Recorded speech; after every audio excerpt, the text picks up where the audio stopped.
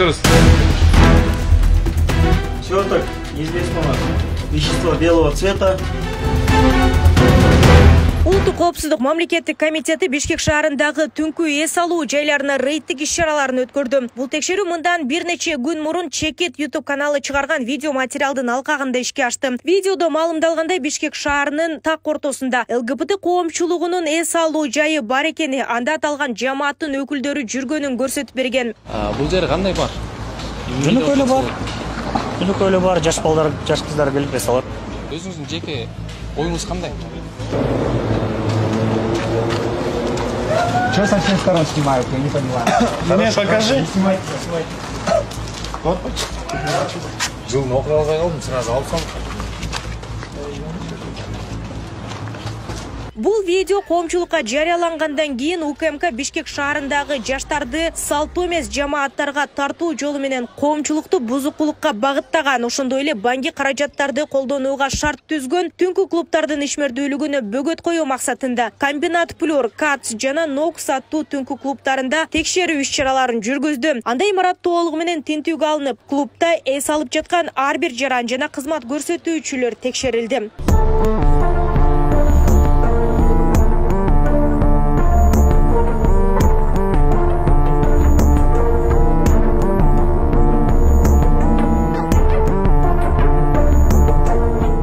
Рейдтин жыйынтыгында КАЦ жана Комбинат Плюр түнкү клубдарынын ишмердүүлүгү коомчулукка ЛГБТга адамдарды тартуу жана банги заттарды колдонуу аркылуу жаштарды бузукулукка багытталгандыгы аныкталган. Ошондой эле психотроптук дары-дармектер жана башка дарыкана наркозу табылган. НОКС түнкү клубунда дааратканалардан ак күкүм салынган пакеттер табылып, клубтун ээсине жана администраторлоруна карата түшүндүрүү иштери жүргүзүлдү. Мындан улам аталган түнкү клубдар толугу менен жабылып, атайын кызмат мөөр басып кеткен.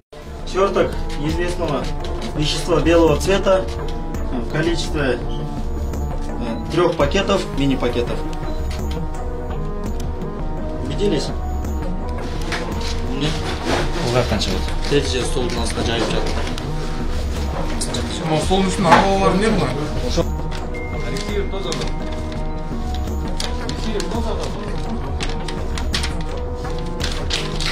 Эта сумка кому? Вам принадлежит? Тоже ваша, да? Есть еще запрещенный предмет вещества? Сумки. Если добровольно, доставьте. Там только витамины, спортивные, все остальное. А это что, блин? Ручник.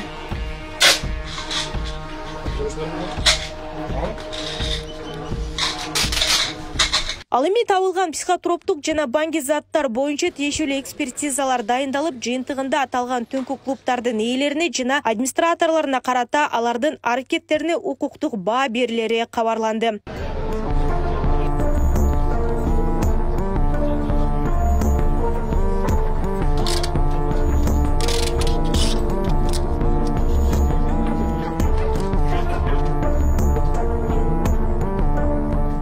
Белгилей кетсек, сойкулук үчүн шарттарды түзүү, анын ичинде түнкү клубдарда салттуу эмес сойкулук кылуу кылмыш жоопкерчилигине алып келе турган сойкуканаларды уюштурууга барабар. Мындан тышкары түнкү клубдардын ээлерин салттуу эмес сексуалдык ориентацияларды жайылтуу үчүн аянтчаны камсыз кылган аракеттери өлкөнүн көпчүлүк калкынын массалык нааразычылыгын жаратып, андан ары массалык башаламандыкка айланып кетүүсү мүмкүн экени эскертилет. Нурзада Сыдыкова, Майрамбек Абдибилал уулу, регион, Бишкек.